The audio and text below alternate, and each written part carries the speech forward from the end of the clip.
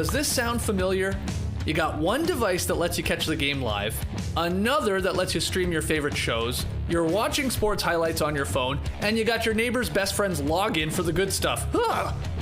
Well, I want to tell you about a simple way to get all that entertainment you love without the hassle. And a great way to finally get your TV together. It's called DirecTV Stream, and it brings your live TV and on-demand favorites together like never before, so you can watch your favorite sports, movies, and shows like Survivor all in one place. That means no more juggling remotes and no need to buy another device ever again. And the best part? There's no annual contract. So get rid of the clutter and the confusion and get your TV together with DirecTV Stream. You can learn more at directv.com. That's DIRECTV.com. Compatible device required. Content varies by package.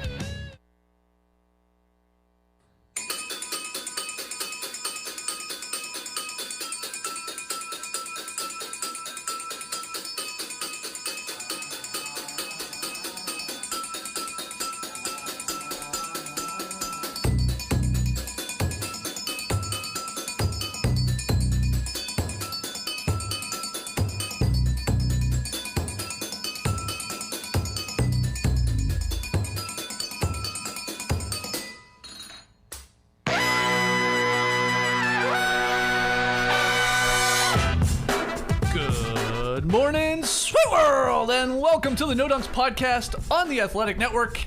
It's Thursday, January 20th. I'm J.E. Skeets, out of health and safety protocols, back in the Classic Factory. Alongside me, as always, Tass Mellis. Welcome back. Skeets, you were missed. Great podcast yesterday, guys, with Chris Herring. That was very He was great. We got our Top Shot Hot Boy, Bulls fan number one, Trae Kirby. Hey-o! Hey-o! You got a Look lot at of this Bulls man. gear, I know. eh? He's got a new Bulls shirt or sweater or hat on. I'm very excited they got the win because this is a fresh one. Fresh out the garden. We're taking it all the way. I got another one waiting. Supply chain issues, though. You got to be quick when you're visiting Bulls.com every single night. So anytime I see something new, before somebody else grabs it before me. Sicko mode. Awesome. We got the international man of mystery taking it to the max, Lee Ellis. Friend. Lily was rocking the No Dunks Knicks shirt yesterday when you were talking to Chris Herring about his Blood in the Garden book. I couldn't believe you weren't wearing the John Starks jersey that you wore. Yeah, that's a good point. There? Yeah, well, I thought, first thing was the No Dunks, I'm a, company man. And I thought I'd put that on, but I probably should have rocked that. Right? Yeah, I've got an Xavier McDaniel one as well. He featured prominently yesterday. You could have had a boner under the I table. know. That's why I'm surprised you weren't here. So much boner talk yesterday. Look, I had to play it safe. And finally, making the magic happen, super producer JD. Hello. There he is. Here we are. Well, hopefully we can have a lot of boner talk today, too, Lee. Shout out to the stream team joining us live right now on YouTube. Take a second, subscribe, like the video, comment away, make sure you share the show. We've been posting some gold over the last couple days, specifically on our YouTube feed. And I'm not talking just clips from the show. We're doing that as well, right? We had a fun one yesterday about, again, Chris Herring talking about Charles Oakley and how diabolical he was when it came to gambling and his ingenious ideas to get rookies that didn't have a lot of money to gamble with them. We put up clips from the actual show, but we got some original content. I think it's safe to say that. Yeah, we put up the road trip to Memphis. TK did a great job. Little vlog. I hadn't said vlog. I honestly couldn't believe seeing the word vlog so much, but everybody still uses the word vlog. Yeah. I'm like, this is just content at this point. I mean, it's called a vlog the way, like, a podcast is called a podcast. It'll never change, but I was like, I thought we had moved past the word vlog. I think we're going to have to start calling you Mo Kirby from now on. Please do it. Please do. Yeah, so that's up there. That's like a 5-minute video of our little trip to Memphis to watch the Bulls Grizzlies play on MLK Day. And then we also fired up the cameras in the Classic Factory here and had Lee try Bucky's Beaver Nuggets. So again, a quick little video, some content for you, and people are enjoying that. And we've asked people to send in weird snacks that we could try in the future too. It's all beaver and boners this week. Yeah, that's all we've been right. talking about in the factory. Right. So anyway, just reminding you to go check out the No Dunks YouTube feed, especially if you're just a podcast listener. There's some good stuff over Absolutely. there. Yeah. Email in your NBA questions to nodunks@theathletic.com. Follow us on Twitter, Instagram, Facebook, TikTok @NoDunksInc. And let's just get into the games because we got a million of them to talk about. 13 games on last night. Too many games on the schedule. Too many games. We're going to try and touch on every single one of them. We've done this before in the past. So let's start with the Nuggets-Clippers game. Jokic, 49-point triple-double as the Nuggets edge the Clips in overtime. Trae, take it away. I feel like Lee Ellis right now because I'm going to break the rules immediately. Okay. Two things from this game. That's all right. The first one is the last thing. Come on, Aaron Gordon's game-winning three from the corner. Maybe not even the most impressive part of that play because this pass that Jokic throws, getting double-teamed on the right side of the court, kind of halfway in between the post and the three-point line, almost throws a fadeaway baseball pass. I don't know anything else that you would call that. Yep. Only Jokic could throw it, though, because of the height and the accuracy. And, of course, he puts it right on the money for Aaron Gordon, who rises, splashes from the corner. Under a second left. He said it was the biggest shot of his career. And what an incredible pass. What an incredible shot. And that's why the second thing has to be the other big thing, which you mentioned, Skeets. Nikola Jokic's line. Insane. 49, 14, and 10. He went 16 of 25 from the field, 3 of 5 from 3. Doesn't even matter that Zubac was running wild on the other end. He's like, fine, you can have your 32 points on 15 and 19 shooting. I will one-up you by making defensive plays. Like, Jokic was pretty solid, getting a steal there in the clutch as well, and then obviously that pass to Aaron Gordon. Fun stuff from the Nuggets. My guy Big Smooth was texting me right before the show started. Two-time MVP, he says. Nikola Jokic, he's got to be there, and he's putting up MVP numbers. He's doing his thing. It's just been the team success for the Nuggets hasn't always been there, but great win last night over the Clippers. Yeah, I'm just so glad they did get the win in a game like that for a line to sort of even pop more, because honestly, I think that's the biggest drawback of Jokic's case right now is, and I know Westbrook won it, but I just don't think that's going to happen again if a guy's a little bit over 500. Really? I don't think so. I think sort of Westbrook in winning it with the triple-double that he averaged that season, and them being a little bit over 500, I think it does open up the case to guys like Jokic and other potential winners of this in the future. I think Jokic owes Westbrook a thank you. Maybe he does, but also not only that, the list of candidates this year is super strong. Yeah. And I know we're going to get into a little bit more of it. Embiid was fantastic last night. Giannis was fantastic. So everyone sort of showed up last night. It's like, all right, let's go and have dinner together at the MVP restaurant. It was a busy night at the restaurant for sure. Very. Oh my God, was it ever? What did you think of Jokic's performance? Well, I do think that it's unlikely for him to win, even though I picked him to win it.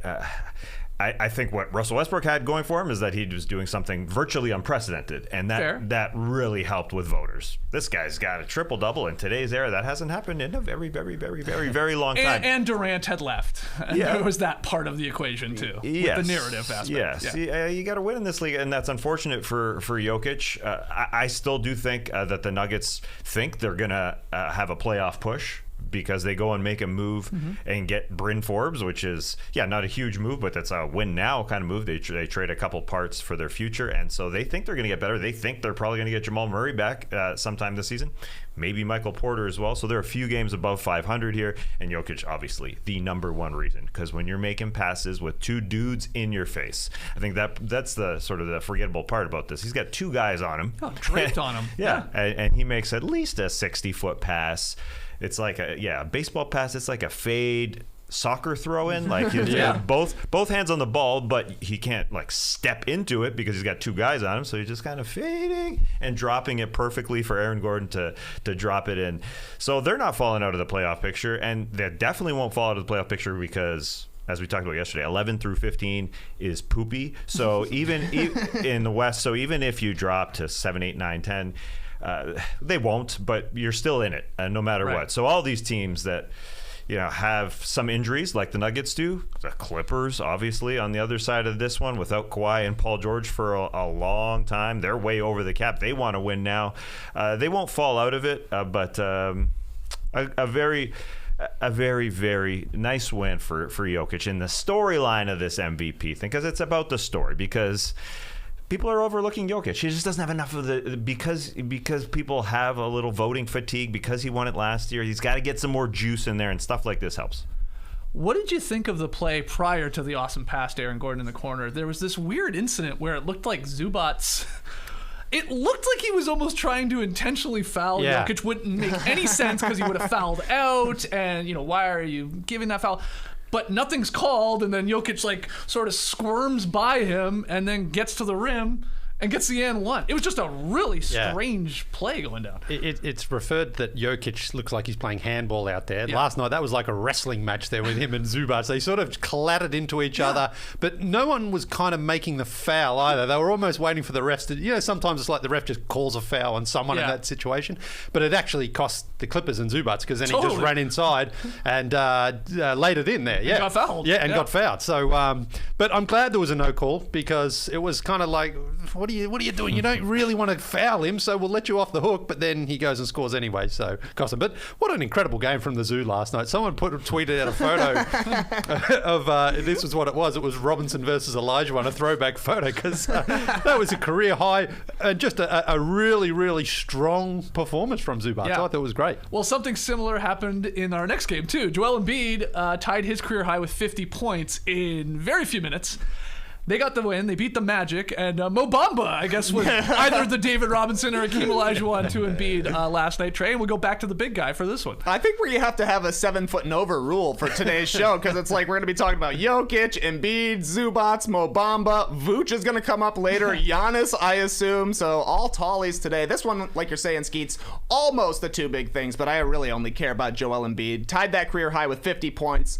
I love the way he worked from the inside out because I thought in the first half, it was almost all layups. Like, the Magic, they got some tall guys, but they don't got anybody that can guard Joel Embiid. No. Bamba was too skinny, Robin Lopez was too slow, and Embiid was just too good. In the second half, the jumper was just automatic for Embiid. I thought that was super impressive. Saw Lee tweeted out, Joel's in his bag tonight. Oh, God. I can't disagree. He hit that Dirk fadeaway. That's the one you put up. Yeah. But this was not like a bag-like performance to me. It's just different for a post player. They need something a little more rugged. This could be like a toolbox game, a satchel, a knapsack. He was deep in his knapsack. Wow. Yeah. I don't know what it is, but it just feels different. Like a bag of tricks to me is like crossovers and spin moves between the legs, fadeaways and drop steps. So you just got to contain it somehow differently. I don't know exactly what you're putting in it. Yeah, it's funny when you say that because when I was tweeting, I was like, this isn't either really a bag move. It's just a really smooth move. But I'm just like, he was cooking. And on the broadcast, they were talking about comparing him in that moment to he's got some Akeem Olajuwon moves. That. And that was to me just he just got the ball, went in there, turned around, and a gorgeous swish. And after the game, Embiid said, I'm able to be Shaq, and whenever I want, I'm also able to be Dirk, Kobe, or MJ, or any of the guards. I was okay. That's a lot of confidence. But against a team like that, this is when he should be able to go and get an easy 50 because the Magic are not a great team. They don't have a great guy to be able to slow him down. And he just went out there and was feeling it last night and delivered it. And I think that's really good because Bamba, with the 7 threes in the first half, he was on track to break Klay Thompson. And then Okiki had 6 for 7 himself. Yeah. So out of 2 guys, they were 13 for 15, the Magic from the field, from 3. But in the end, a comfortable win. And they brought Joel to get his 50, and it was like... He got his 50. If the Magic put up a fight in this game, we may have seen a 70-point game. Yeah, possibly. I don't think I'm exaggerating there at all. Because he's either scoring in the post, at the rim, or he gets hacked and he goes to the free throw line and he's knocking those down. Yeah, 50 in the fewest minutes ever in 27 minutes. Wow. That's an incredible line. What did Klay do? I guess he played over 27. I think he played 29. He was 29 so it was really minutes. close. Yeah. Okay. And you can tell Joel wasn't in his bag by his post-game Instagram as well. The most boring photo in human history. It's just him on the floor with the ball bouncing sort of beside him. I guess he was bringing it up in the backcourt. Dropped 50 on Mo Bamba. Added Mo Bamba as well. But he also said, at real Mo Bamba gave it to me as well. And then Mo Bamba said, oh, we're doing... What did he said, here we go again in the comments. Mo Bamba did. Mo Bamba jumped in there. You have to say his full name, really, don't you? He's not a one-name man. Yeah. That's, I'm pretty sure, the first time in Mo Bamba's career where... He's got the ball, and you could hear the crowd, oh, watch out, this guy's going to kill us. And he did, and he knocked in those threes. He was looking great. He was just shooting the same shot every single time from the top of the key, basically one step to the right, and it was money. If he would have been able to keep it up in the second half, it would have definitely been big 2 things. But I'm seeing the stream team is saying that for a big, it should be in his duffle.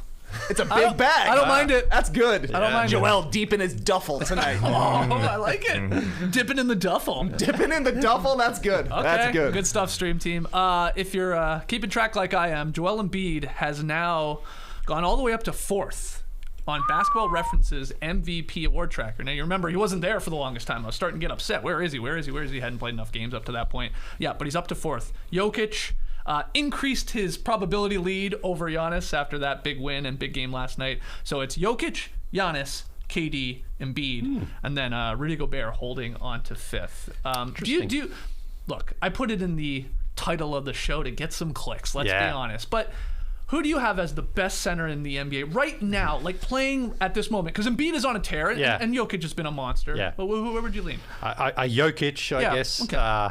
I mean, it's not a bad choice, whoever you choose. They're different guys. One's more physical, one's more finesse. But I just think Jokic, when he's playing like a game like he did last night, feels like he can, I don't know, just bring his team up a bit more. Embiid's was a bit more of an individual performance, if that's a knock on him at all. But it's not, because he has been unbelievable. He's looking great out there physically for me. I think he has. He has shed a few pounds there. I think that's a big thing why he's able to move around as smoothly as he is. That's the question for me. Is he going to get some help? 3 weeks to the deadline today. Does his play here increase Daryl Morey's probability of making a move? Because everybody's making this a big story about Ben Simmons' 4-year contract that he's got. He's got 3 years left on his contract, and Daryl Morey will wait past the deadline. Daryl Morey wants stars, but he's got one on his team in Joel Embiid, and he has to make that dude not only sort of to increase their chances of winning this year, where they're still in it, where the Eastern Conference is opening up a little bit with Durant's injury, but also just for Embiid's psyche, just to tell him, we're trying here. And he's going to be 28 in a couple months. So even if he doesn't get a superstar, I do think there's going to be a trade by the deadline. And our friends at The Athletic, all of our insiders, do think that Daryl Morey pulls the trigger, whether or not he gets a superstar. I don't think he will. But 3 weeks to the day, I think this just, again, Morey has to make his star happy. Not only because, Embiid has a bit of a window here, but just because he knows the game revolves around stars, and you just don't want to piss him off by going through another year of mediocrity, I guess. I mean, the Sixers are still good enough. They just need one more guy. Well, what did you make of Embiid's comments sort of countering that? He sort of came out and said, like, I'm paraphrasing, but we're good. I'm good. We don't need to really do anything because you got me. I mean, I thought it was interesting. It is interesting. Yeah. I don't know. He sees, before the season, he said, stop booing Ben Simmons to his fans. He's our brother. Maybe he's trying to get Ben back in the lineup. Ben's not playing, okay? I know he's not. Maybe he's trying. But Ben, come back. He might be trying. Come back, Ben. Come play. I do not think Ben Simmons will be playing in a Sixers uniform, but fascinated to see if Morey, like you're saying, Tass, like says, oh my God, this guy is a monster right now. We can trade a guy for more players, but is it the Lillard Beal level? Probably not. Is it, I don't know, Grant Barnes type level? More likely. I think we'd all agree, but is that enough? Well, we'll see. We've talked. We talked to King. We talked David Robinson. Our friend Derek Bodner, who's been covering the Sixers forever, said that Joel Embiid's last 2 years are the best back-to-back seasons by a Sixer in the last 35 years. And yes, I'm aware of AI and the Chuckster. Wow. Nobody's had this much responsibility impact on both sides of the court. I mean, he was the runner-up. He was the runner-up, MVP and last year, now and he's he might dropping win 50. it or go second or third this year. So I think that's fair. We got a poll up in the stream team right now. People are getting their votes in. Who's the best big bear, Nikola Jokic or Joel Embiid? What do you think? What do you think the results are right now? 20 minutes into the show. Jokic is leading slightly. Jokic blowout right now. Oh, really? 77% of voters going for Nikola Jokic. Wow. I mean, he did just have a 49-point triple-double, and he's the reigning MVP. So it's hard to argue against, honestly, either of them. It would be amazing to actually see both of these teams somehow make the finals, right? To see them playing on the biggest stage. Come on, that'd be awesome. Yeah, I mean, that's not that surprising to me. Yeah. Embiid misses time all the time. I mean, already has this year. And when you look at least playoff performances to date, it's Jokic by a mile. Like, that's true. It's just truth. But right now, they're both playing at just this crazy level. All right, let's keep it going here. Tass, we'll go to you next. Trae Young and his scoring surge sends the Hawks past the Wolves, 134 to 122. There's some crazy games on last night, and this was one of them. And Trae was in his day trip bag. I mean, he's a smaller. I mean, we're not going duffle. He took a little day trip here. 37 and 14. It's wild. He's already top 10 in NBA history when it comes to 30-point, 10-assist games. And the bag part was the nutmeg at the end. Yep. He was doubled at midcourt as the Wolves were trying to pressure, get the ball out of his hands. He nutmegged Jalen Noel post-Christmas. Went for that little nutmeg seasonal spice. Right. That was a beautiful drop. Look, the last year's Eastern Conference finalist Hawks snapped a 10-game home losing streak on Monday. Now they've won 2 in a row at home. Is this a repeat of last season all over again, where they started 14 and 20 and they went on their run? I'm starting to feel somewhat like that because not just because of Trae. Trae has been phenomenal all season. This isn't just putting up numbers on a bad team, but the defense is coming along because they've been so bad on that. And Onyeka Okongwu, again, their number 6 pick from last year, beasting it on the defensive end. 5 big blocks. He's 6'8" at center. He's undersized. I'm just going straight to the top of undersized guys in NBA history. We've already mentioned David Robinson. We've mentioned Hakeem Olajuwon. We threw in AI and Chuckster in there. He's got some Ben Wallace characteristics. Here we go. Because you can't move the guy. He also does not talk a lot of junk. He just gets under people's skin. Not to go to the malice in the palace, but you remember when Ron Artest got in Ben Wallace's face? Like, people hate playing against Onyeka Okongwu in his very, very short career here, but Karl Anthony Towns got pissed at him yesterday. 00 Onyeka doesn't say anything. He just stands there, and you get pissed at me, sure, but you can't really move the guy, even though he's just going to get stronger. And a really, really weird play at the end of the third quarter when Karl Anthony Towns junked Onyeka Okongwu. He had him out on the perimeter. Towns faded, hit a shot at the end of the shot clock, and it went down to the third quarter buzzer, and he kind of kicked his leg out. And he talked junk, so they hit him with the tech, and they wanted to see if it was before the end of game or end of quarter clock went off, right? So they went and checked it out, and then they reversed the frickin' thing, and they gave Karl Anthony Towns a flagrant for kicking out his leg and gave him a technical as well, and took the points off the board. That was so weird. And so The everyone. refs are strange right now. We're getting some call-ups. The dog Some days for the weird refs nights. right now. Yeah, and then just a wild one. We'll see later on. An assistant coach put his hand out I and know. made a stop. I know. Defense. Good And- defense from Vanterpool. And Brooklyn, and so Onyeka's beasting it. Our friend Chris Kirshner at The Athletic asked Nate McMillan after the game, "Hey, what do you think when Clint Capella comes back? You think Okongwu's going to start?" And Nate McMillan said, he showed the most personality, as Kirshner said, since he's been there. He said, "Come on, Chris, what are you starting, man? Don't try and start a story here. Capella's our starter, but there's a reason they drafted him number 6. He can take over at some point, and they can still make a trade here to get better. I think that's still a possibility. They go get that first-round pick for Cam Reddish. I see a pick in their future. Everybody loves having picks, even though a pick has never scored a point. It doesn't. It makes sense to me. And Okongwu, he also was part of the play where Anthony Edwards got ejected in this game in the third quarter. Anthony Edwards didn't get a call trying to go by Okongwu, complained to the refs, tossed immediately, double tech. So Hawks win 2 straight games at home, and they're rallying around each other. Is it last year? No, but it's somewhat They're helped tasty. as well that Hunter, of course, is back, and he big helps part. at least lift their defense. Defensively. Though, I mean, if you watch the first quarter, it didn't look great in this game. They were getting killed. I think the Wolves had 40-plus points in the 42, first quarter. You're yeah. like, oh boy, here we go. It's going to be a brutal Hawks loss, and they got back into it because the Wolves can never win, apparently, like the second game of a back-to-back road set. Yeah, I've got that stat here. It's insane. It's 27 consecutive games of losing the second game of a road back-to-back since 2012. This one came in from fly-by-night last night. I mean, So does that count winning the first game of I that? believe so, Yeah, yes, okay, yes. 27 straight? 27 straight times, and that's the thing with the Wolves is they get a really good win against the Knicks the night before. They're up 16 points on a team that is struggling, and then they get outscored by 25 points themselves from the first quarter to the third quarter. That just shows how they just can't put 4 quarters together. It certainly doesn't help when Edwards, who apologised to his teammates after the games, gets ejected. Quick whistle, still, it happened. You got to move on, but that's the thing with the Wolves. They can't seem to almost get out of their own way. I already plugged our No Dunks YouTube feed. Little shout out to the NBA YouTube feed. They're getting really good at like Trae Young nutmegs the Wolves last night, right?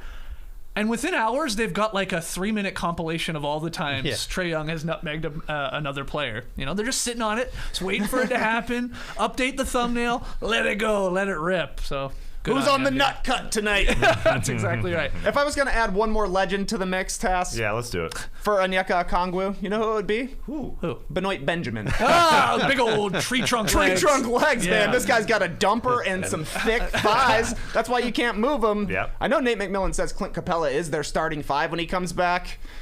Is going to be a short leash for Clint Capella as the starter, because I think him not playing up to his potential and what we've seen from him in the past has been a huge reason why the Hawks defense has been bad. Okongwu was a great defender. That's why he was drafted so high. He did great against Giannis in the win against the Bucks, and he was great against Giannis in the playoffs last year as well. Yes. So Hawks are stringing together some wins here. It's their first win streak. 2-game win streak. Yeah. First time they've won back-to-back games, though, since November. Holy ridiculous stuff. Yeah, it certainly helps when Trae Young's looking like playoff Trae again, too, in that game. Well, you brought up Giannis. Let's get to his game. He led the Bucks past the shorthanded Grizzlies, 126-114 lead. So I'm not sure which analogy to go with here, whether it's a heavyweight fight because the Grizzlies, one of the better teams in the West, versus the defending champs. And the defending champs were just like jabbing, this guy's throwing jabbing, jabs.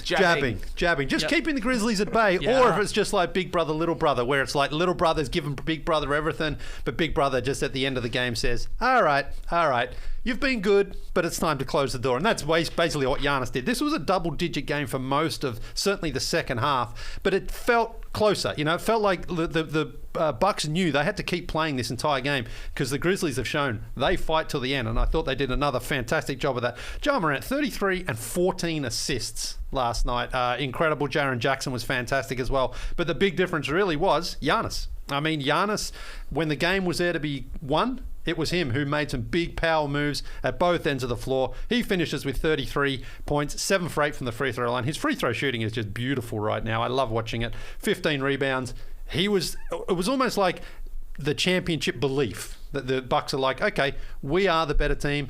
The Grizzlies are trying to reach us. They haven't got there yet, and this is why we are the champs, because we can close this game out. Really fun, entertaining game, considering, as I say, it was a double-digit game for most of that second half here. The Grizzlies got close enough, but couldn't finish it off. So, fun game to watch. Yeah. Any notes from either of you guys on this one? I don't know if you saw Giannis Antetokounmpo's press conference. He asked the media, I got a joke to tell. You guys want to hear it? Okay. He's done this before. Yeah, He's done this before. I didn't see him do this. I saw it going around Twitter. He said, where do the cows go out? Where did they spend their evening? In the movies. At the movies. Yeah. I mean, Moo. Good, yeah. Wow. Put it on a King of Pop's popsicle stick. Yeah. why did he say that? He's like, I just want to share this. Yeah. Want to Working tell on the a set? joke? I'm not sure. Right. I mean, I'm not sure. I guess you can do whatever you want after you win a title, and then you have another great game against good teams. He had a nice off the backboard to himself last night. Like he physically, he's just like, I think, in his prime right now because he's so strong and so fast and so active. And so, while the shot is still coming around, it's like, God, he looks like he's 7'8" out there sometimes against these opponents because, Jaren Jackson's a long, lanky guy, but he looks tiny, I think, compared to Giannis. Yeah, he's huge, Jaren Jackson Jr. Giannis, throws, his shoulder down a little bit, and the guy, he goes flying. Yeah. I guess, here's a question. If Jokic and Embiid are bears, what is Giannis in the wildlife? That's tough. We can ask the stream team too for some help here. Maybe you guys have an answer. I mean, he almost like a bison. I don't know why that made a bovine style creature. Huh? I don't know. For you to say bison, or a hippo, because hippos are deceptively quick. Yet very powerful. I don't mind that. Yeah, maybe he's a hippo. I don't mind that. No, Too thick, right? A little thick for him. Yeah, he needs to be a trimmed down hippo. Oh, a hippo with a Peloton account. That's what it is. Pacers roll past the Lakers in the fourth quarter for the skid-stopping win. Tass, Lakers lose here. Is Vogel getting fired immediately after we stop recording this podcast? It's a weird thing going on with the Lakers. Just quick about the Pacers. All their guys on the trade block here, 3 weeks away. And Miles Turner is out probably past the deadline here. But the other dudes showcasing their talents. Right. Quiet triple-double for Domantas Sabonis. Everything going through him. And then Karis LeVert broke Reggie Miller's franchise record of points in a fourth quarter. What? Yep. Dropping 22 in the fourth quarter. Reggie's was 21. So he was blown by Lakers on the perimeter, mainly Russell Westbrook, when they got matched up. So Westbrook was yanked with about 4 minutes left in this game. And then the weird stories begin because Russell Westbrook, naturally, everybody wants to talk to him. Well, he was gone. He did not do post-game media. We know LeBron did that a few days ago. And the natural person to sort of talk to about Westbrook is Melo. Because Melo adapted at some point to being not a primary guy on his team. Mm-hmm. And so people are asking Melo, can he do it? Can he do it? Can he do it? Can he be more of a, secondary guy? And, Melo said all the right things. And I guess this is the even weirder part, getting back to Vogel. ESPN and Dave McMenamin reported that Vogel has been given full authority to sit Westbrook or whoever he wants. Even though he was basically coaching for his life last week. But I would hope that a coach would have the full authority to sit a guy. It's so you got LeBron not talking to reporters one day, Westbrook not talking to reporters yesterday, Vogel nearly fired, and then reports that you have to come out and say that this guy has free reign to be a head coach. He's won a title with his team. Yeah. We're letting him coach this guy. Yeah. But if he benches him, we might fire him if they lose. So you're damned if you do, damned if you don't, Frank. Yeah, this is their way of saying, well, we let him coach the team as he wanted to, and they still weren't winning, so we had to fire him. I mean, the way they're treating him is just ridiculous right now. And Frank Vogel, they said, well, he went on the plane to Orlando. I was going to say, he has traveled with the team. I think he's going to get this Magic game. If they lose to Orlando, he could be. If you're Vogel right now, you almost may as well just say, you know what, I quit then. Because they're going to fire him at some point. It seems like unless they come out and definitively say, no, he is coaching no matter what. Now, I know this doesn't mean anything. We've seen it before. And then 2 days later, the guy gets canned. Yeah. But I just think the way they're treating him, it's like you're just basically coaching per game right now. If he's not your man, fire him. If he's your man, give him that confidence that he can see out the season, because I just think it's absurd, this game by game, you might get fired if you don't win. It's really, I think, with a weird roster with no Anthony Davis. Exactly. This roster is abysmal as it is, and I just think they're treating him as poorly as you can. For a franchise like the Lakers, they should be much better than this. Yeah, and they're still good enough to turn this thing around. If Anthony Davis comes back and he was warming up pregame, Frank Vogel, I think, just has to last until Anthony Davis comes back, and then hopefully Davis will go on a good run. He'll be good Anthony Davis. Because I do think this isn't just big media or big organization media talk where there's just a story with everything happening. I do think Frank Vogel's job is...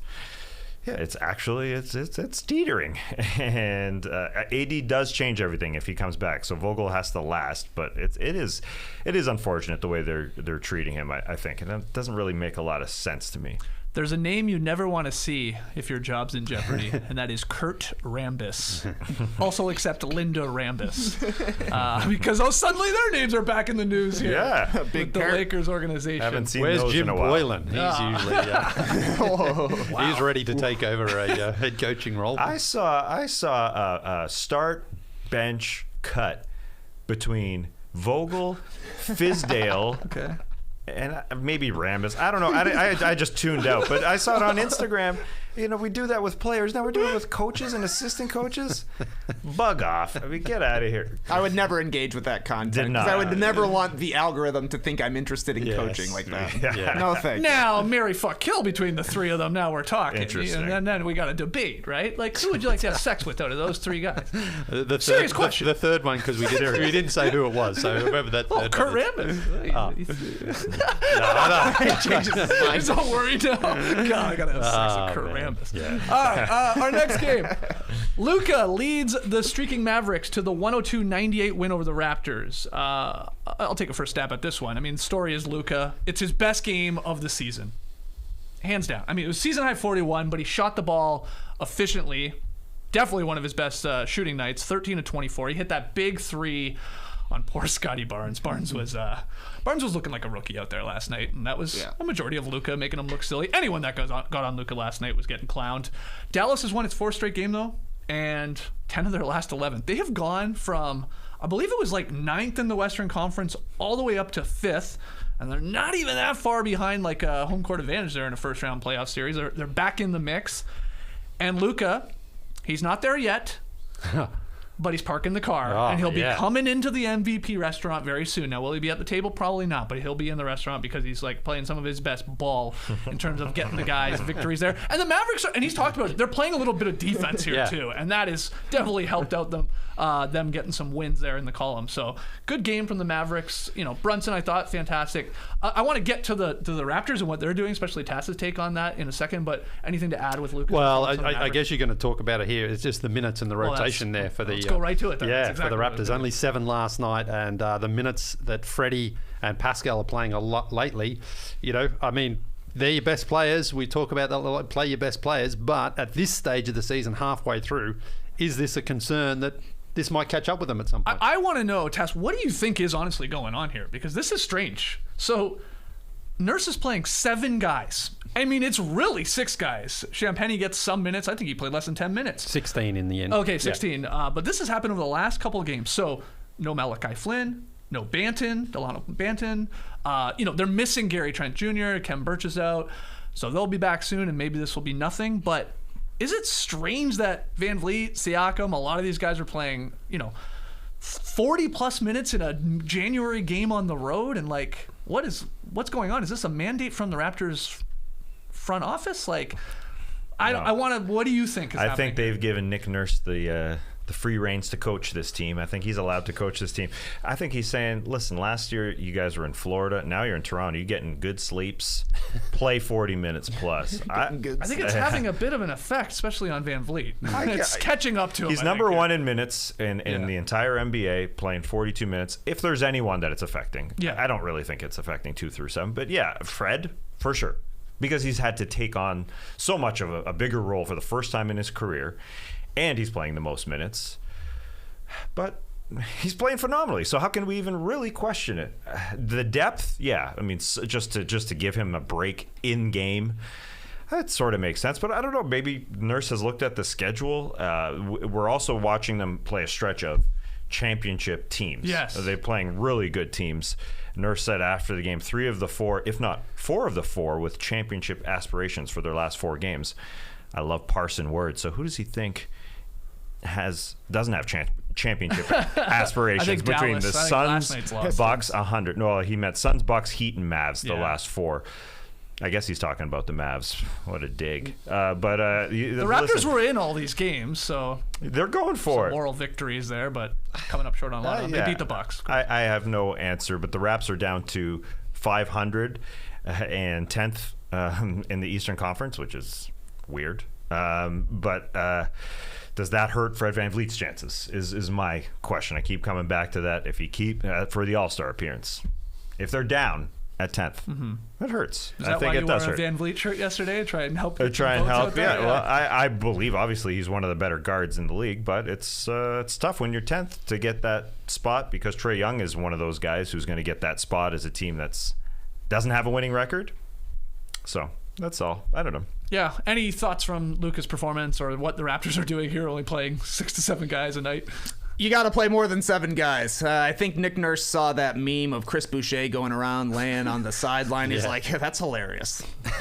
Let's do it every single every night. guy. Every single guy. But I mean, honestly, this is just not going to work. This is not a must-win game for the Raptors, so it's kind of silly to play 6.5 guys.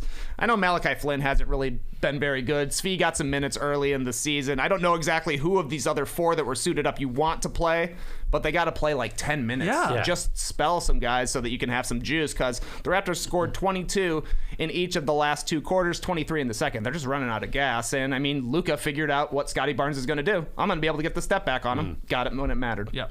Our final game until we take our first break, and then we'll get to all the other ones. LaMelo Ball's triple-double. Another triple-double. 4 on last night.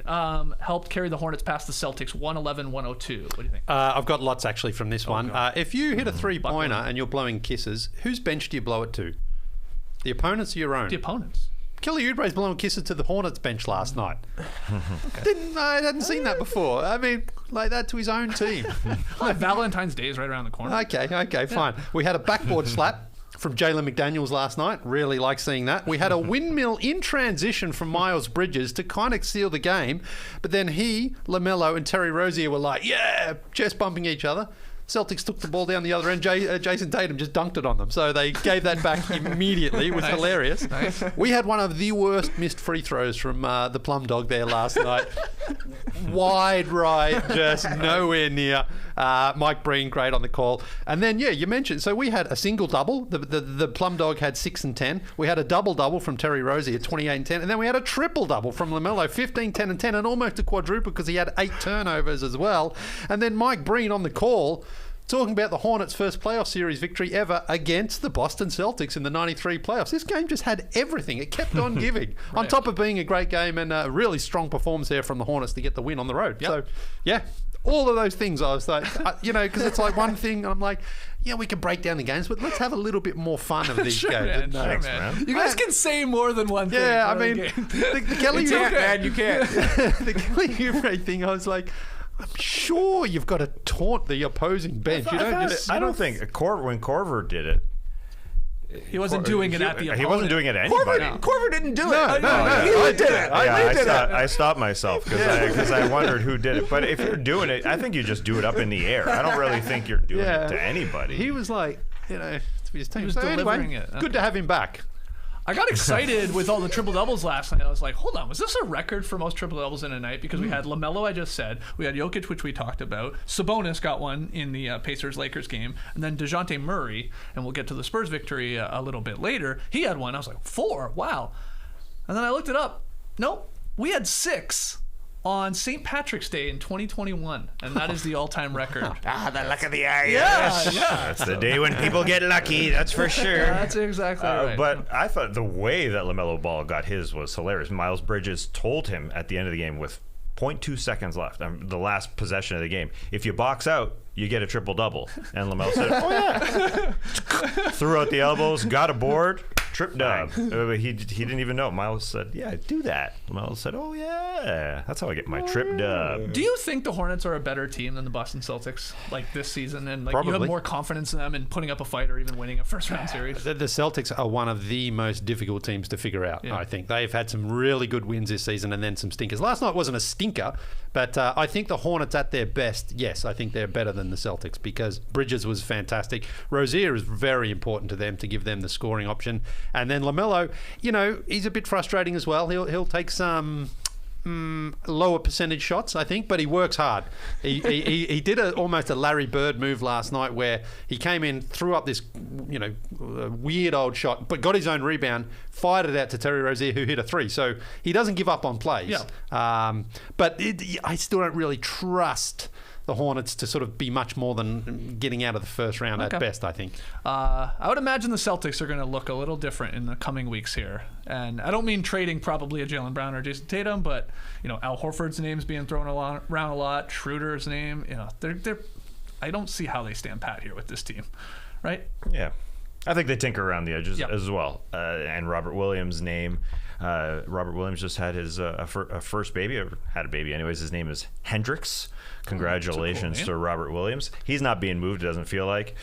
The baby? The Jays, the baby, baby already? That was quick. Yeah, a little throw in. But everybody loves a baby more before he's born, just like everybody loves a draft pick before the pick is made. So now that there's a baby, maybe the baby doesn't get moved. Interesting. I'm going to have to think about that during the break. Yeah, come on, you get deep. It sounded deep. You get it. I get it. But the Celtics are back to 500. That's where they belong. Oh, yes. Yeah, you say that Celtics are tough to figure out, but I saw Tass and Cheeve were exchanging some tweets last night. Tass has cracked the code. If the Celtics get a game over 500, they're losing the next one to go back to 500. It's just the same as the Wolves. These teams are going to end up a perfect 41-41. Ooh, that's nice. I wonder if you can bet on that at BetMGM. We gotta fire that up. Maybe lay some coin on that. All right, for all the Fred fans, for all the Fred Van Vliet fans, the Fred Van Vliet fans, you gotta be nervous with this Celtics team that's now above the Raptors in the standings. They're both virtually tied.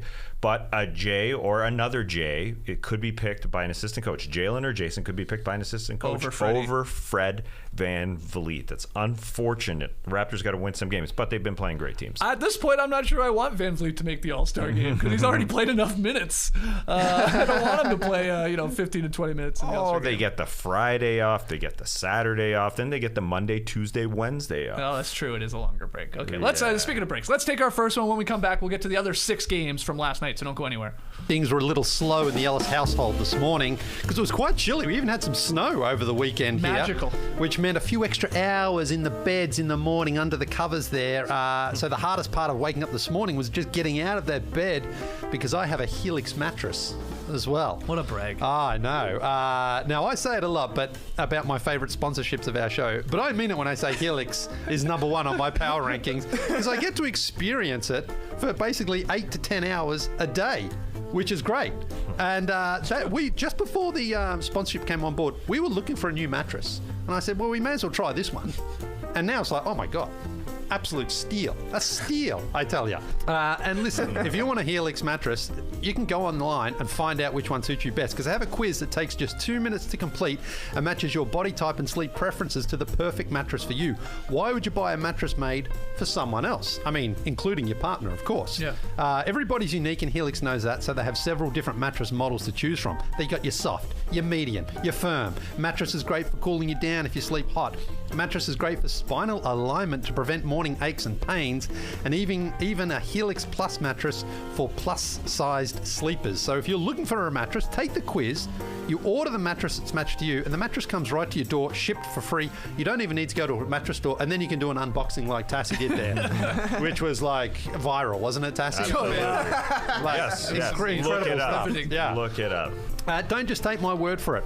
Helix, number 1 in John Schumann. No, hang on. Number John 1. Schumann's power rating? Yeah, no. Best overall mattress of the 2020 and by GQ and Wired magazine. Helix has been recommended by multiple leading chiropractors and doctors of sleep medicine as a go-to solution for improving sleep. So it's got the stats to back up its claims here. Right. Just go to helix.com/no-dunks, take their 2-minute sleep quiz, and they'll match you to a customized mattress that will give you the best sleep of your life. They have a 10-year warranty, and you get to try it out free for 100 nights, risk-free, and they'll even pick it up for you if you don't love it. But no one's giving that back after 100 nights, I tell you. You're ordering the second one. Listen, Helix is offering up to $200 off all mattress orders and 2 free pillows for our listeners at helix.com/no-dunks. Well, our next partner has a product I use every day, Athletic Greens. I started taking it because time is tight in the morning. Now that we're coming to the Classic Factory, I am not in my bed for 10 hours a night like Lee Ellis. I'm 5-6 max. Ooh, wow. I'm up early planning for this show, so I got to get my Athletic Greens in me. B, I wanted to crank up my immune system, right? Especially as the weather has turned. Yeah, I got a little colder here in the south. And C, I wanted to see what the hype was all about.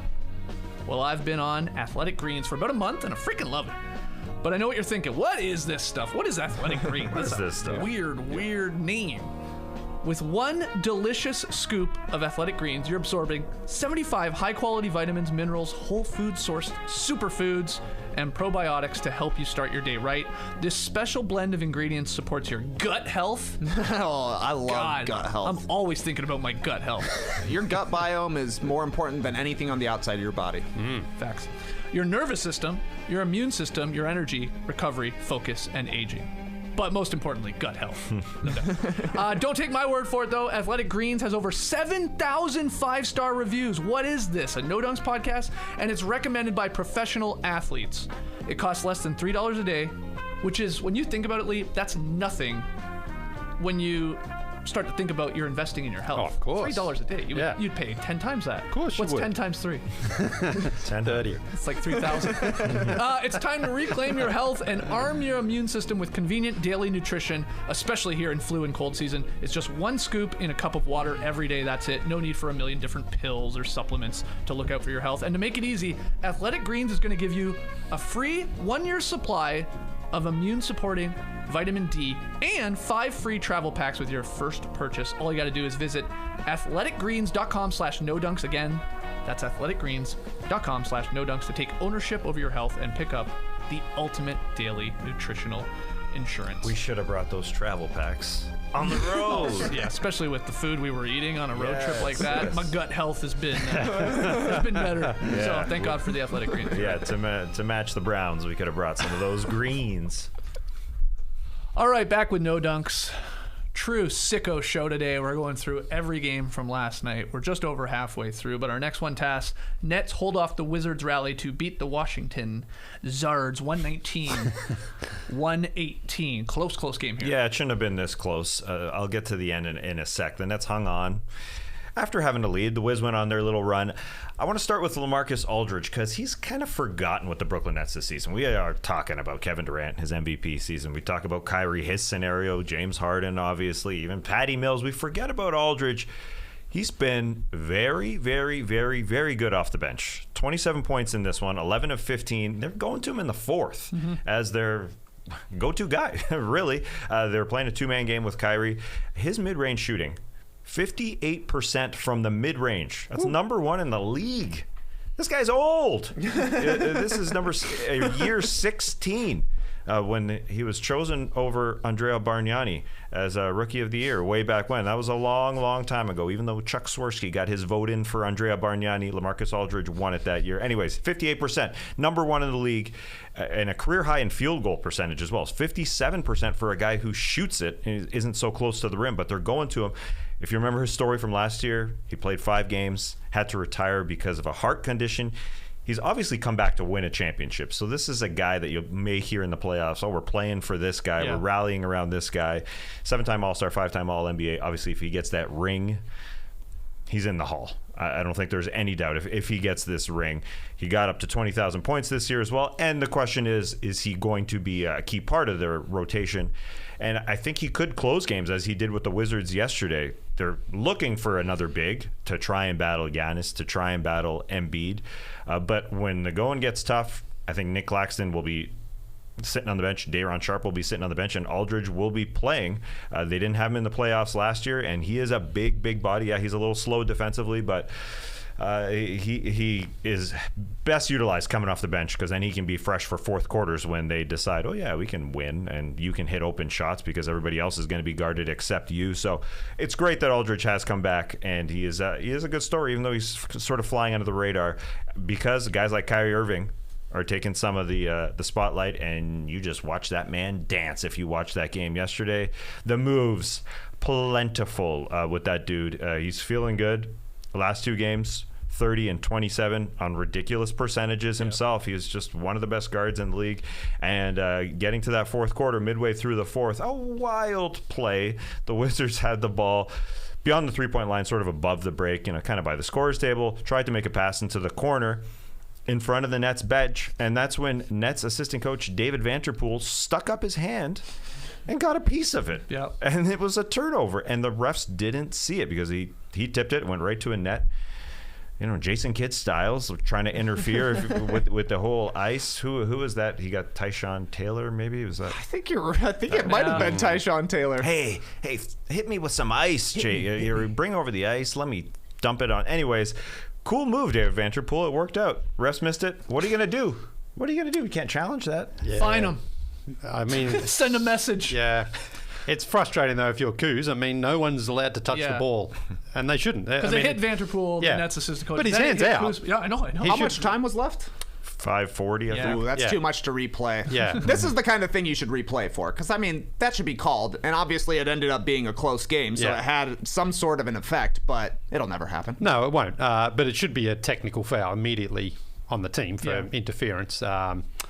But one of those things, in a bang-bang moment, the refs, I guess, just didn't see it. But if you look at it, Kuz, the ball definitely bobbles when it comes to him there. Kuz hit another big late 3. Looked like it was. The Wizards had a couple chances to win this game. It was close. I nearly pulled it off. It was actually, though, just sorry to correct you, Taz, Brandon Roy was the Rookie of the Year that year. Oh. LaMarcus was taken second, but Brandon Roy won. Oh, a fellow Blazer. That's my bad. Yes. But this was a really fun one. And the LaMarcus Aldridge, because Kuz is a good defender, but LaMarcus was just using that old man strength to just body him, to muscle him, to get to that little mid-ranger that he's made his career on. And without Kevin Durant there, for someone else like him to fill in that offense, I thought was just really important there. Kyrie was good last night. James Harden was okay, not a great game by his standards, but to get that 27 points from Aldridge, huge. I did think Montrezl Harrell was going to pull this out for the Wizards because he had that huge block on Harden. Oh, yeah. Then they're going in transition. They don't call a timeout. Kuzma, I think, had a sort of like a pump fake look, if I remember correctly. He misses, but Montrezl Harrell gets the rebound and like smartly like dishes it to, I think it was Dinwiddie. He had to rush the shot because there was very, very little time left, but he gave it a go and it didn't miss by that much. But in the end, the Nets held on for the victory. And Kyrie looked awesome. Kyrie looked awesome. Who knows? It's so hard to talk about Kyrie Irving because he just sat out for half of a season, so he's going to be the freshest All-NBA player that's playing right now. Right. Not to mention he gets to rest a ton of time in between every single game, so honestly, he should be scoring 30 points every single time he takes the court. He's got the talent and he's got the legs for it. I don't know. It's just so weird. But you're right about Aldridge. One of these old guys is going to have to be good for the Nets in the playoffs. Last year, it was Blake Griffin. He did a great job really slopping things up and just being a physical defender. Paul Millsap is around, James Johnson is around, and it was Aldridge last night. One of those four is going to have to do something in the postseason for them to go anywhere, really. Yeah, in a hypothetical matchup between the Nets and either the Sixers or the Bucks, like you said, like Aldridge is going to give it all back to either Giannis and Embiid, but if he can counter with him just splashing jumper after jumper and sort of like equalize, the big points from either Giannis or Embiid, and then the Nets maybe think that's enough because he's not going to stop him at this point of his career. He really is like the old guy at the YMCA. It's like he's why is he on defense? Like he's not even doing anything because he's just that old. And he's big. He's big around the rim. Don't get me wrong. Like he's a giant of a guy. You can deter some shots and get some boards, but he just keeps hitting jumper after jumper, and it's like somebody's yelling, like, "Are you going to guard this guy? I don't care." If I am guarding him. I am guarding him. What can I do? You get out here and guard him. Right. So, all right, good victory there from the Nets. Let's keep it going. DeRozan and Vucci, baby, lead the way as the Bulls got a much-needed win. They beat the Cavs, who are obviously on a winning streak there, 117-104 in the end, Trae. One thing, you got to go away to come back. Bulls came in on a 4-game losing streak. Cavs had a 5-game win streak. No Levine for the Bulls, no Lonzo, no power forwards. But Alex Caruso was back for the first time in about a month, and he brought the vibes. This was a great win for Chicago, coming during the time that it did. They got the Bucks up next, so this was kind of a must-win, and you could tell they dominated the paint in this matchup, which I thought was super impressive. They won that 58-48. They won the turnover battle 15-9, which turned into 24 fast break points for the Bulls, which is something they've been missing with Caruso out. DeRozan and sweet Vucci, baby, they really closed the door in this one. Finished the game on a 14-2 run. It was a couple of threes from Vooch. He got a layup with a massive pump fake, invited everybody to the party. A lot of these were created by DeMar DeRozan. But that's from last night, and honestly, I'm feeling a little down, guys, because the news coming out today from Shams Charania and others is that Chicago Bulls guard Lonzo Ball has been diagnosed with a small meniscus tear in his left knee, evaluating treatment options. He might try and play through it. He might have a surgical procedure. Either way, it seems like, to me, he should probably have the procedure done and get healthy for the playoffs because Ayo Dosunmu is balling right now. Kobe White is balling right now. If there's anywhere where the Bulls can actually afford to sacrifice some depth, it's at the guard position because, Ayo was incredible on Garland last night. He's been a solid defensive player since he started his rookie season, and now that he's had a whole bunch of time in the rotation, he's looking aggressive going to the hoop. That guy is so fast. We saw him in person. Strong, John Moran eventually got the better of him in the fourth quarter, but he held him in check through the first three. He had a couple of threes in the fourth quarter here. He looks completely unfazed. So I don't know. It's a bummer that Lonzo's going to be out. Him and Caruso are really what make their defense sing, but I think they can weather the storm with the way the two other guards have been playing. You agree with that, Lee? Vucci must have heard you down there in Memphis. Do something. He did everything. Exactly. He was like, I'll show Trae Kirby. I'll show him that I'm back. No, really just an all-round impressive victory here from the Bulls, who have been playing below their standards. And the Cavs got off to a good start. It was our pick'em game last night, and I thought those big that big front line could really pound the Bulls last night. It didn't work. Although Lauri Markkanen had a bit of a revenge game. Oh, yeah. 28 points. Yeah, he hit 5 threes. He started off really well as well. And so it sort of felt like, the Cavs, this is just a bit of an awkward matchup here for Chicago. But in the end, they won very comfortably and were going away with it as well. A great Central Division matchup. I mean, it was a battle out there. I think those big Cavs regret a few of those bunnies that they missed at the end of the game. They got offensive rebounds and just couldn't put it back in. The size was there for sure, and I do agree. Lonzo's got to. You don't have to come back right now. He's a support player for this team. The good thing about him is that he knows his role in this team. Even though we talk about, like Cam Reddish said before the season, I want to get back to my old Cam. Lonzo said the same thing before the season. I want to be back to my old point guard ways. But he's just been a guy who's slotted in really well. And there's other guys who are more important on this team. And he should take his time because they have enough guards to get them a high spot in the playoffs. Our next game, Lee, you can get us started here. Shorthanded Heat pulled away late to beat the Blazers 104-92. I have a feeling where you're going to start. Well, the Jimmy Butler ejection. Yeah. He gets ejected. He gets 2 quick tees from different referees too. Even though he got the foul call on the play, it wasn't from the referee he wanted to call the foul on. So he raged at the ref and deservedly got that tee. And then he seemed to keep going and got a second tee from another ref. And was the weird tossed. part about that, the second he had turned his back and was walking away from the officials. The first tee, he's up in the face of the official. Where's the call? Sure, dropping F-bombs, whatever. And then turns around and the second official whistles him. I think the second official took him sort of being pumped up as him being abused by Jimmy Butler. That's the way I sort of saw it because he was like so hyped up.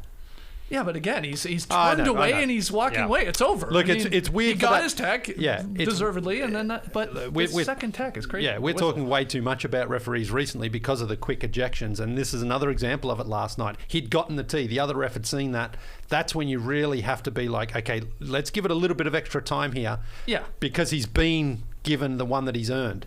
Anyway, so he got ejected. Obviously, he wasn't happy. But there's Steve Jones on Twitter put up a couple of really impressive Heat defense clips last night. If you're a sicko, that's some sicko shit. Go and check out this Miami Heat defense because this is what they are known for. And Eric Spoelstra talked about it after the game. He said, "I'm sure my boss would be happy with that performance." His boss being Pat Riley. It's weird for him to call him my boss, but this is what I think gives the JD's Heat. my boss. That's just as weird. This is what makes you believe in the Heat. Defensively, their execution, their rotation, their movement, everyone was just right in the spot they needed to be, creating turnovers, making tough shots. Now, the Blazers are missing Lillard still, and they've got nothing on the bench at all, and they hung in this game. But the Heat just put the clamps on them, especially in that fourth quarter, to shut this one down. Without Kyle Lowry and Jimmy, as we mentioned, they're missing most of the game. Yeah. So really, really impressive victory in the end. But, man, when they are on that same plane, and when we talk about Heat culture, that, to me, go and check out these clips, as I said, from Steve Jones, to see just how well this team defends. It's really, really impressive. Miami 29-16, yes, still tied atop the Eastern Conference standings there and playing some of their best ball of the season. And that's with, like we talked about, Bam was gone for a lot. He's back, and even Jimmy in and out of games, be it starting games and getting tossed or missing it entirely. They just have all these guys tasked contributing. And Spoelstra, I think, this is going to be weird to say, he's going to warrant some Coach of the Year consideration again.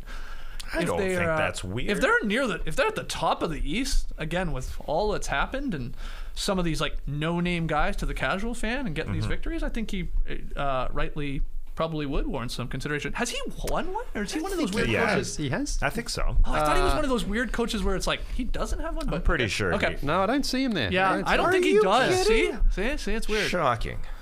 Well, come on, you remember that year LaMarcus Aldridge was the Rookie of the Year, Eric Spoelstra Coach of the Year. It was a good year. Yeah. What are you calling? You're calling me out because I said that LaMarcus Aldridge was Rookie of the Year. Is that what you're saying? I would never. But you did have the Bargnani part correct, right? Of course, I get everything correct. Over Brandon and the Tyshawn Taylor, No, that was big. That was the deepest pull. Aldridge was actually drafted by the Bulls, wasn't he? I believe, and then traded for Tyrese. How dare you say that? How dare you mention? Yeah, he was traded for Tyrese Thomas. Yes. Ooh, damn. Yeah. Who won that trade? Who you taking in that one? Yeah. Well, how many championships does Tyrese Thomas have? I tell you, Same as athletically, LaMarcus he was a Aldridge, freak.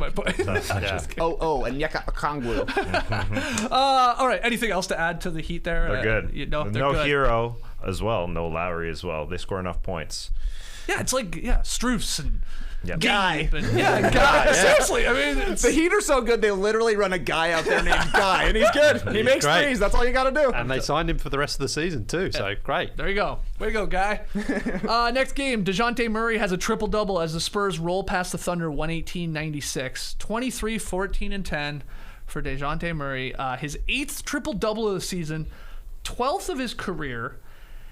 Pop said after the game, quote, "Like I say after every game, Murray's been playing all-star basketball. He would be in consideration if we had a better record. He's growing by leaps and bounds in every way." So sort of like you were bringing up Van Vliet and what he's doing for the Raptors. But, if the record's not that great, does he get in? Same thing is happening here with DeJounte Murray. Even Pop is saying it. Like, if we have more wins, he's a no-brainer. Even the way it is now, I think he could even get in here, Tass. I think it's not that far-fetched. And I think Pop has changed as well. DeJounte Murray went between his legs, his own legs. Yeah. Self-nutmeg. Yeah, to drop a pass to Drew Eubanks for a jam. And he went back to the bench, and he was doing the signal, demonstrating what he did through his own legs. That shouldn't happen on a Greg Popovich team, but he's cool with it. They were up like 25 at the time, too. Is that showboating? I don't know. Pop don't care. Good for them. Yeah, good for DeJounte Murray. Yeah, I think he probably misses out. It's a tough spot as well in the Western Conference. But I think he looks over at John Morant and says, "Man, I'm going to try and be that dude. I'm going to try as hard as I can to improve my three-point shot like John Morant has and continue with the handles and the moves." He looks great. I'm putting you on the spot a little bit, but do you see a little crack there for Murray to actually get an all-star berth here? Unfortunately, no, because look, Luke is getting in. There's 2 sons are going to get in. Steph's going to get in. John Morant's going to get in. That's 5 guards right there. So there might be a spot or 2 though. It's possible. Shaquille Alexander. No, of course not. What about Mr. Donovan? Donovan Mitchell. Donovan Mitchell, of course. Yeah, another one. So no, I don't really see that being enough. And the Spurs injury replacement possibility. I guess so. Yeah, but I think they dropped 6 of their last 8 as well. So again, timing is important. You've got to be winning and playing really well, I think, to force your way in when you're someone like DeJounte Murray. Okay, trivia question with DeJounte Murray and his triple doubles there. I said he's up to 12, second in franchise history. Can you name who has the most, and then name 3rd, 4th, and 5th Spurs franchise triple doubles? Who's got the most? Not Duncan. No, Duncan is 5th on the list. Yeah. Well, he has 4. Yeah, I know. Yeah, that's sort of strange. Kawhi. No. Ginobili. No. Tony Parker. Yeah. No. Alvin Robertson. Alvin Robertson is 3rd with 8. So you're missing the number 1 guy. David Robinson? David Robinson, 14. I wonder how many of those came with blocks there. Yeah. Mm-hmm. And then one more. This will be the toughest. I'll just probably tell you. Good old Johnny Moore. Good old Johnny Moore. 0-0, I think he was. Johnny. So there you go. One other thing, important thing from this game. What? We had our first wedgie of 2022. Wow. We've been going weeks without a wedgie. I forgot about wedgies. I know, but Devin Vassell, Spurs forward there, sticking the 3-point wedgie on the side. They didn't let it breathe very long. I think the Thunder were pissed off. But that's a snowflake in terms of the dismount. You don't usually see a guy pop it out and it rolls over the heel of the rim. True. Very, very pretty there. So, way to go, Devin. Wedgie Tracker has updated it. We're at 23. Pace is a little lower than we would like. We always want to hit 50, but they come in bunches, so maybe we get a couple more here in the next couple days and over the weekend, because it had been, I think it was something like December 28th or something was our last wedgie. God. Too long. A couple other games. Gary Bird scores 23 as the Rockets rally past the scuffling Jazz. AP going with scuffling in the headline. 116-111, TK. Let me paint the picture for you here. It's 8:09 a.m. Slack message comes across. Is that what it sounds like? I don't know. How do you make that sound? You hear it on commercials. Yeah. People hate it. It's Skeets. Yeah. 1 game open. Rocks Jazz. If someone wants to comment on Gary Bird. I teed you up. Give me Garry. Bombs away for Garry last night. 5 threes. And they were all deep. Yeah. Like, might have been deep enough that it was actually 6 3-pointers if you add up the extra distance from 3-point line to where he made it. And that was really the story of the game for the Rockets. They made 22 threes last night. You make 22 threes, you got a good chance of winning, especially against a team like the Jazz, who were missing Donovan Mitchell as he was in the OG protocols. 6 losses in 7 games, though, for the Jazz. Those have come with missing one of their 2 best players for the most part.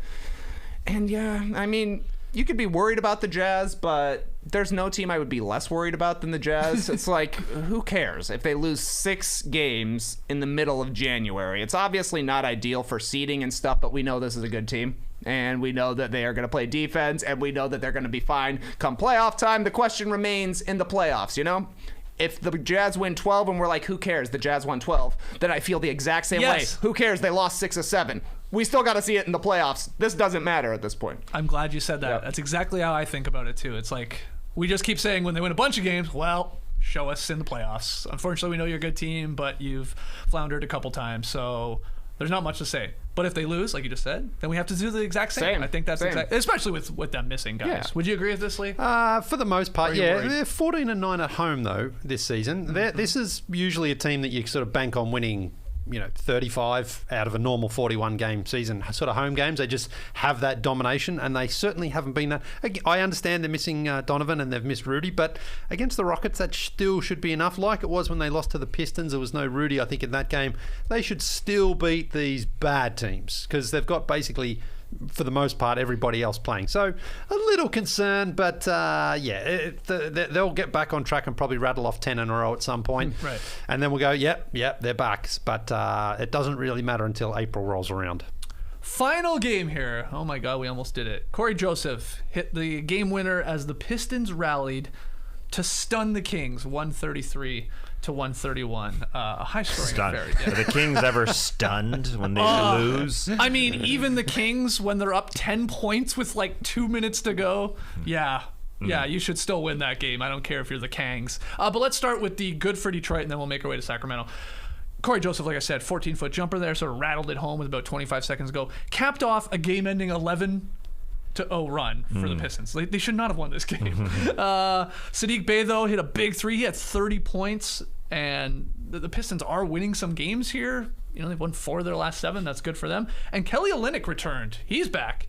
Season high 22 points, 9 boards in his first game since November. He's been on a very, very long time. And, he is good. And I do wonder, I can't imagine the Pistons think Kelly Olynyk plays into their long-term plans. He helps them, as we saw in this game, but would a team at the trade deadline want Kelly Olynyk on their squad? I think they would. He was a Miami Heat lifer as well. Like, he can play, and he is. Yeah, if you're looking for the top tier talent and that doesn't work out, like the Lakers, why the heck not? Wouldn't they reach for somebody like Kelly Olynyk to help spread the floor around Russell Westbrook? That's the way they got to play. AD is obviously their 5. Anyways, yes, somebody's got to be looking for Kelly O. Probably. Yeah, and it's good for timing that he came back, and that's what these types of teams should be doing that are rebuilding. They should be trading their vets at times to get a pick. As for the Kings, my God. Again, if you check the win probability, like little chart of this game, they were at 99.2% or something, and they lose the game. They're not in overtime. They lose it in regulation. It's so stupid. They're such a dumb team. And Shams reported yesterday that the Kings organization, their current mindset here is to not trade De'Aaron Fox. Now, from all I've been hearing and seeing from De'Aaron Fox for the last couple weeks, both the way he's playing, sort of his body language, what he says after games, I was convinced this guy is getting moved. His current mindset is, I would like to be traded. Yeah.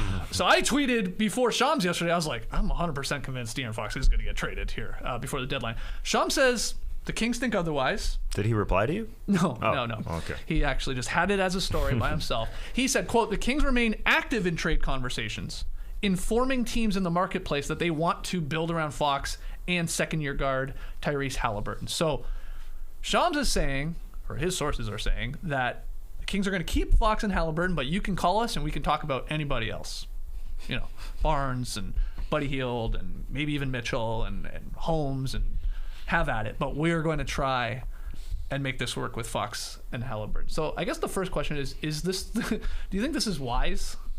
by the Kings to, if this is true, to stick with Fox? Now, I know it depends on what the hell's coming back for De'Aaron Fox, but like, is this ever going to work with this sort of current guard sort of setup? I think Fox is a better player than he's shown this season, but he's just worn down from years of coaching changes and losing, and he just can't seem to get out of that funk that he's in as far as just his body language right now. But if you are going to trade him, you want to make sure you get something back of equal sort of potential and talent, and don't just say, well, we need to change things up, because then you're just staying on this same repetitive cycle of nothingness.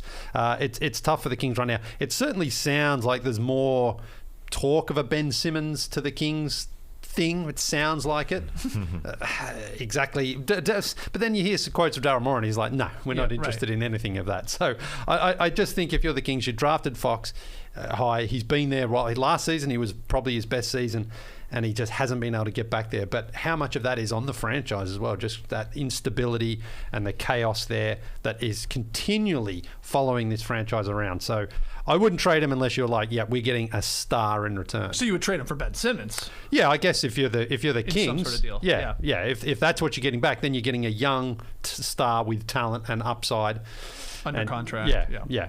And plays defense. Exactly. You're not getting a guy who's like an expiring next season and is like, he's not sticking around. You've at least got a chance with him, I think. What do you think, Trae? Again, the reports of at least the Kings saying, no, we're not trading Fox. We're going to keep him and Halliburton and we'll figure it out. It seems a little to me like De'Aaron Fox has been offered around to the league and nobody's taken because he's on a pretty big contract. He's signed until the 2026 season. And that to me is what's happened to De'Aaron Fox. He played an incredible year last year, signed a supermax, and now he's ready to say, see ya, Sacramento. So he's slacking this year. He's completely slacking, and that's got to be distasteful if you're a team that's thinking, are we going to want to be paying this guy for the next 5 years? Is he really going to raise our ceiling? If you're the Sixers, he'll be better on whichever team he's on next, guaranteed. Yeah. So I think that this is a little bit of smoke signals from Sacramento, because De'Aaron Fox should be on the trade block for them. I think he is, and I think he is on the trade block, whether or not they're throwing out these lines to make you feel like maybe you want to bid a little bit more for De'Aaron Fox. But I think that there's playing hardball. Yeah, I think there's definitely a possibility he gets moved. And to jump to the Pistons, another vet that you talked about briefly there, Dwayne Casey said after the game, I love Corey Joseph. Yeah. You love that guy, and he should be a backup point guard for a really good team. Right. He's really solid. 2 Canucks, 2 Canadians, Kelly Olynyk and Corey Joseph, that could be moved for sure. We saw Rajon Rondo dealt to the Cavs this year.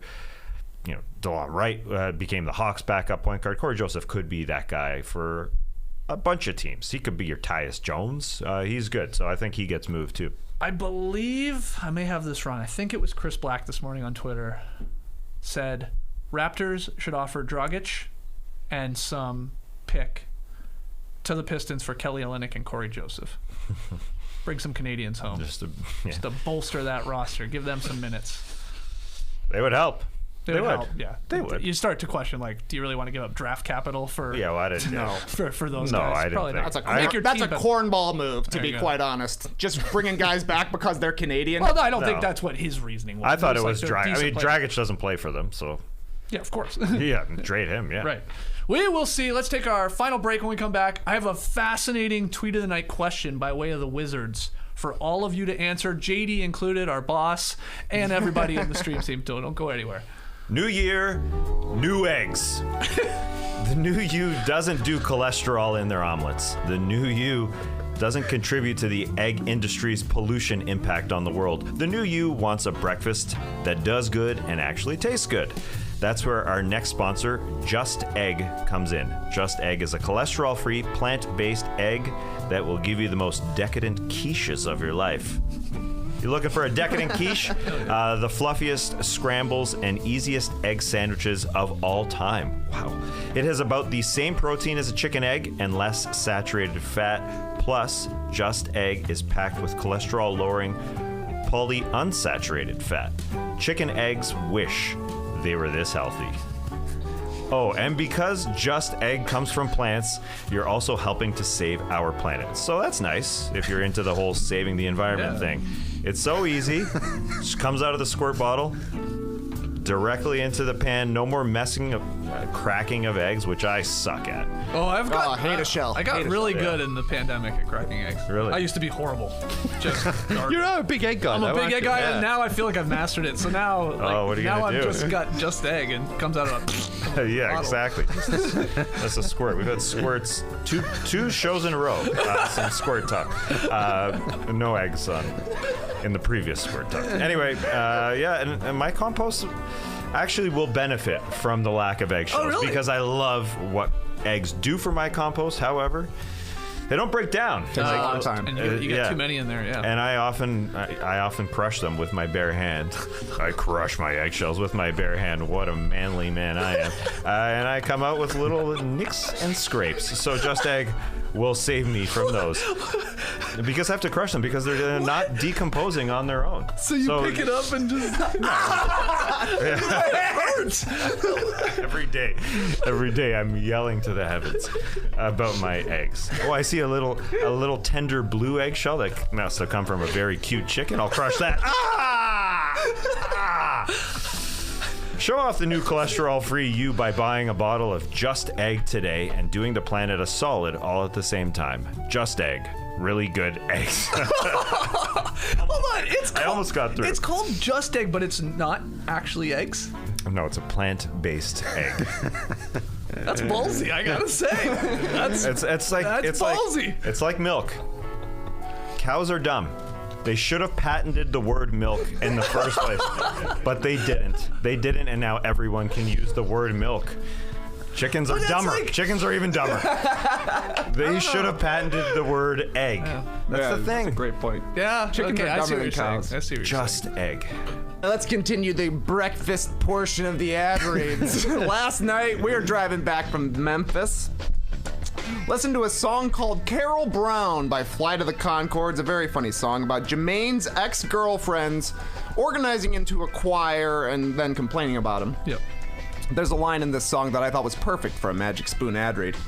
The choir of ex-girlfriends sing, "He doesn't cook or clean, he's not good boyfriend material." Jermaine responds, "We can eat cereal." And you can eat cereal too, and not feel guilty about it thanks to Magic Spoon. Let's play the hits.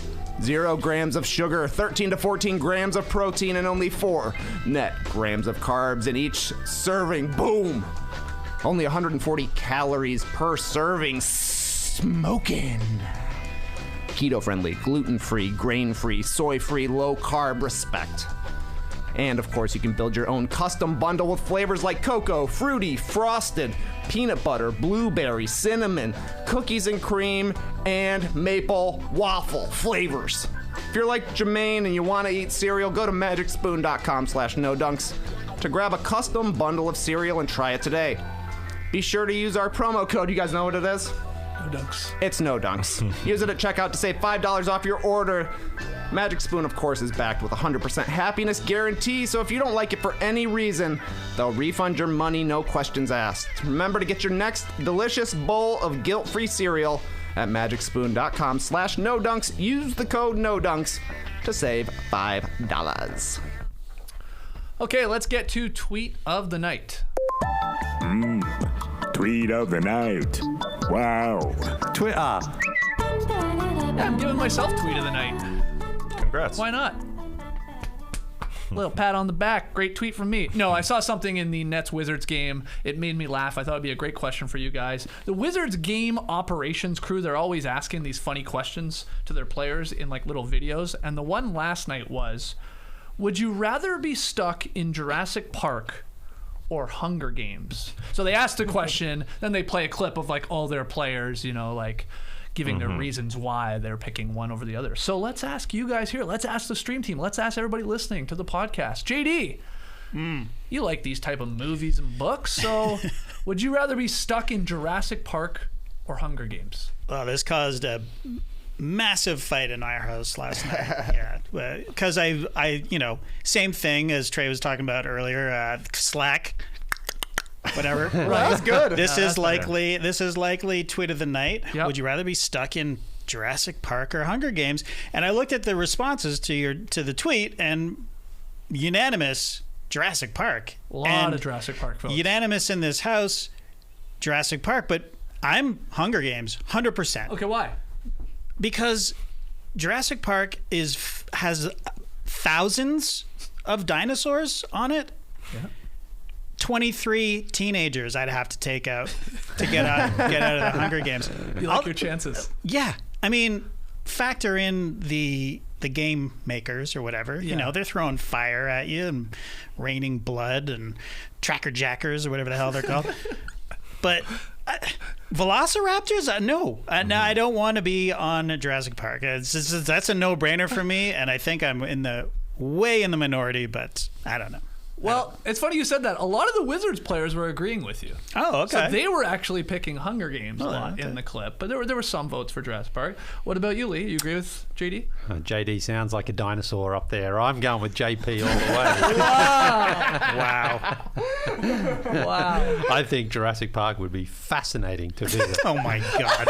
Fascinating. Go on. Oh, well, you've got creatures millions of years old. I mean, it'd be, are you going Cretaceous period or are you going, what's that other period? The Paleolithic, of course. Jurassic period, I think, is one. Yeah, I mean, I'm hoping on the pterodactyls you can go flying on the back of them and just hanging out with the stegosaurus. Sorry, have you seen the movie? They don't hang out. Yeah, there's no hanging out and flying on pterodactyls. I'm assuming though it's been catered so that you can actually do that sort of stuff these days. So so you think it's like this is classic you. Like you're like, oh yeah, I'll go to Jurassic Park. Why not? What could go wrong, right? Everything could go wrong. Yeah, but it'd be fun just to be around those animals, wouldn't it? So you think that outweighs just being around them, whether or not they actually kill you in the end, is better than being hunted in the Hunger Games, which is fair. Yeah, of course. Okay. Yeah. All right, Tass, what do you think? The question is dinos versus humans. That's right. That's what it comes down to. Right. Yeah, I'm battling a human. 100%. I'm doing the Hunger Games. Of course, I would put it on for my district, no doubt. I'll put it all for my district. Put it on for my district. Yes, I would be a tribute, and I would absolutely go nuts out there. As in, I would lose my mind. Oh, okay. Which, of course, you're going to lose your mind out there. I'd lose my mind in Jurassic Park. I'd lose my mind on Survivor, but that's a positive because I am going to murder people. I mean, that's the game. I guess that's what you have to do. Just playing the game. Those are the rules. I'm not going to be a Tony Vlahos and hang out in a tree. I'm going to kill. I mean, sometimes you got to be get your aggressive. rest. Yeah. Okay. Sometimes you need your rest, I guess, and hang out in a tree. But I think, I just don't want to be eaten by a dino. And dinos are going to eat me. I'm not going to defeat a dino. There's enough. Wow, that's it. That's a good point. Herbivores out there. Just stay close to them. Right. Stay close to your What's your favorite stegosaurus. dinosaur? Yeah, the Steggy's up there. I like the Ankyla. I like the Ankylosaurus because the Ankylosaurus, as our boys. What the hell is that one? Yeah, it's a new one, isn't it? Yeah, it wasn't around when we were kids. What are you It's talking big. about? It's got big plated back, and it's got a big tail with a big round I thing. thought and that was spike. the Stegosaurus. No. The Stegosaurus has got the plates like the these are spine. different. Yeah. The Ankylosaurus though, it's tough because if a T-Rex comes after it, it's like a T-Rex is biting through all those plates so it can defend itself. So they just found a new one. They're finding dinosaurs. Honestly, they found another one 3 weeks ago. It was a massive one. I'm like, how did they skip over that? I mean, it's incredible. Doesn't it make you think a little bit that big dinos people aren't buying dino figures like they used to. Let's just make up a new one, introduce a new character. Yeah. Well, so I always thought the Brontosaurus was the biggest. But now there is the Argentinosaurus, which is even. I know, never even heard of it. What is going on? I know. Well, sorry. Yeah. But that's it's funny because I've actually got a dinosaur book from when I was a kid, and now we have dinosaur books for our own kids, and I'm like, oh man, they've found stuff in the last 30 years that didn't exist. So. All right. Okay, so what's your answer? How long do you have to survive? Yeah, it does say stuck. I mean, I guess it's one night. That's what it is. How long are they there in Jurassic Park? I would say you're stuck more than a night. Well, yeah. Let's go. In the original, there is one night, I believe. Yeah. Oops. Yeah. Easy. Yeah.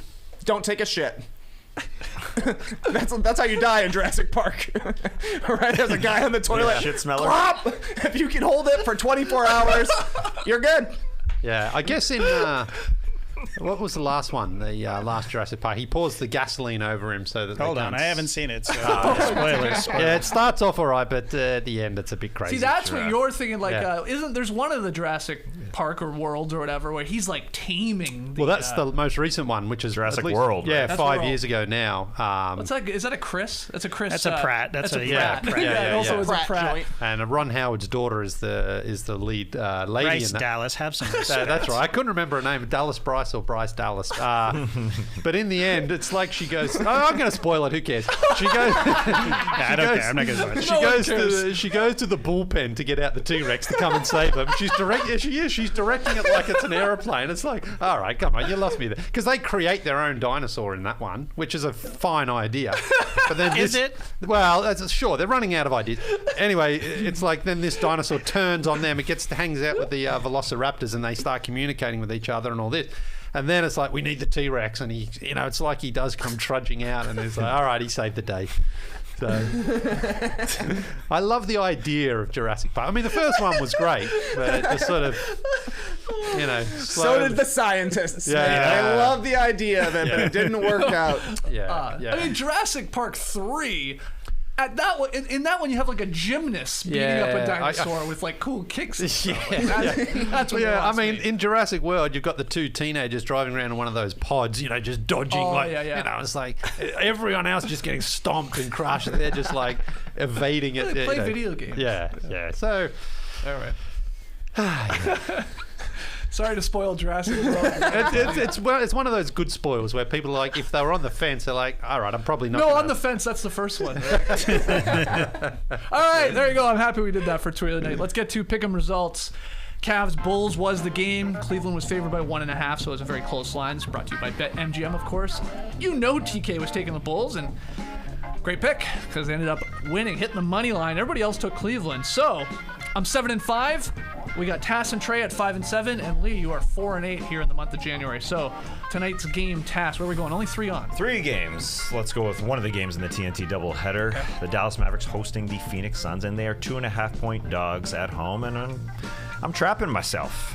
I'm in one of those pods, and I'm waiting for the Argentinosaurus or the Brazilosaurus or the Venezuelasaurus to come stomp on my ass. I'm getting trapped. I'm the only one taking the Dallas Mavericks at home to lose by 2 or less, or outright win this thing. You guys are all taking the Suns, which is the right pick. Okay. Yeah. Dallas, though, as we talked about, winning a lot of games here, but Phoenix still they haven't even lost 10 games yet. They're not even double-digit losses in the L column, so we'll see. Okay, three of us taking the Suns by 2.5. Tass has the Mavs as the dogs. Let's go, A couple dogs. points to play with there. All right. Fun show. Guys, thank you so much for joining us here on the stream team or listening to the podcast later. Email in your NBA questions to nodunks@theathletic.com. Maybe we'll do a little beach stepping on the Drop podcast tomorrow. Follow us on Twitter, Instagram, Facebook, TikTok at NoDunksInc. Go grab yourself an Athletic subscription. Go to theathletic.com/nodunks and get some No Dunks merch over at nodunks.com. Clipper Bros. You heard it here first. Have a great time. Turn up. Love you guys. Awesome. Thanks for joining us. And remember, we want you to tell us if we should do a show looking for dinosaurs. Would you watch a show about us looking for artifacts? I think that's interesting. JD's backyard. Yeah, what do you think? Anywhere. All right, let's go to the south. Let us know. Let us know. Like South America, I mean. We're in the south of the U.S., but yeah. Atlantosaurus. Sounds They like might have one. Who knows? It'll be out here next week. You'll see. Embrace the day, people.